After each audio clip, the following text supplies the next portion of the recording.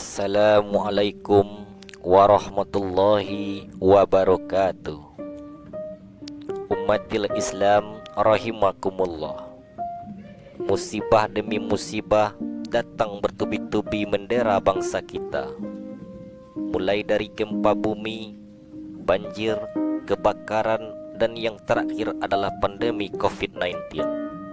Maka sebagai umat Islam, kita wajib meyakini bahwa semua musibah ini bukan karena kehendak atau murka alam semesta. Karena alam semesta adalah benda mati yang tidak memiliki kehendak dan keinginan sama sekali. Namun kita harus meyakini bahwa semua ini terjadi dengan kehendak dan takdir dari pencipta alam semesta, yaitu Allahu Jalla wa Ala. Masa Allahu kana wa ma lam yasha' lam yakun. Apapun yang dikehendaki oleh Allah, maka pasti akan terjadi. Dan apapun yang tidak dikehendaki oleh Allah, maka pasti tidak akan terjadi. Saudaraku umatil Islam yang dimuliakan oleh Allah, datangnya musibah ini dapat kita maknai dengan dua penyebab, yaitu ujiankah atau azabkah dari Allah. Yang pertama ujian, yang mana musibah ini dapat dimaknai sebagai ujian dari Allah untuk meningkatkan derajat kita. Apabila kita mampu melawan atau menahan hawa nafsu untuk bersabar dengan ikhlas terhadap kehendak dan takdir Allah, maka Allah akan meningkatkan derajat kita. Di dalam hadis riwayat Bukhari, Rasulullah Shallallahu Alaihi Wasallam bersabda, "May yuridillahu bihi khairan yusib minhu." Barang siapa yang Allah kehendaki kebaikan, maka Allah akan menimpakan musibah kepadanya. Jadi saudaraku, dari hadis ini dapat kita ambil sebuah kesimpulan bahwa apabila Allah mencintai seorang hamba, maka Allah akan menimpakan musibah kepadanya.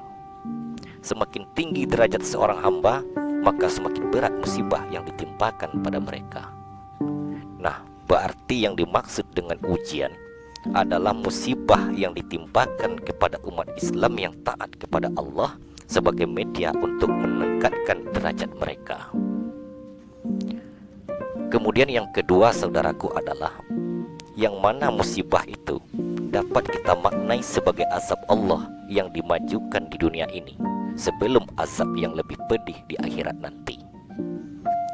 Meskipun secara umum azab atau dosa umat Muhammad akan ditimpakan di akhirat, namun ada beberapa dosa yang azabnya dimajukan di dunia ini, seperti dosa durhaka kepada orang tua, dosa memutuskan silaturahmi, dan dosa diamnya umat Islam terhadap kemungkaran yang terjadi di masyarakat.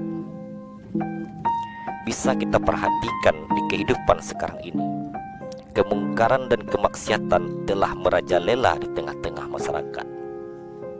Pergaulan bebas muda-mudi menjadi tren, perzinaan dianggap sebagai hal biasa, minuman-minuman keras dan konsumsi narkoba dianggap sebagai kebanggaan, serta pencurian dan korupsi dari mulai yang kelas teri sampai dengan yang ratusan miliar rupiah dilakukan oleh rakyat biasa sampai para pejabat yang terhormat tanpa sedikit pun memiliki rasa malu.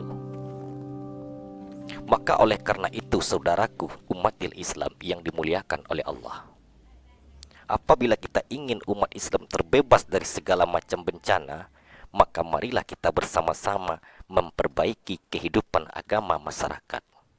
Kita ingatkan kerabat kita, teman kita, dan tetangga kita serta seluruh umat Islam untuk menjauhi berbagai bentuk kemaksiatan. Apabila kita mau berusaha meninggalkan segala bentuk kemaksiatan dan mau untuk mencegah kemungkaran yang dilakukan di tengah-tengah masyarakat, maka insya Allah Allah akan mengangkat segala musibah yang menimpa kita. Amin ya rabbal alamin. Wallahu alam bissawab. Wassalamualaikum warahmatullahi wabarakatuh.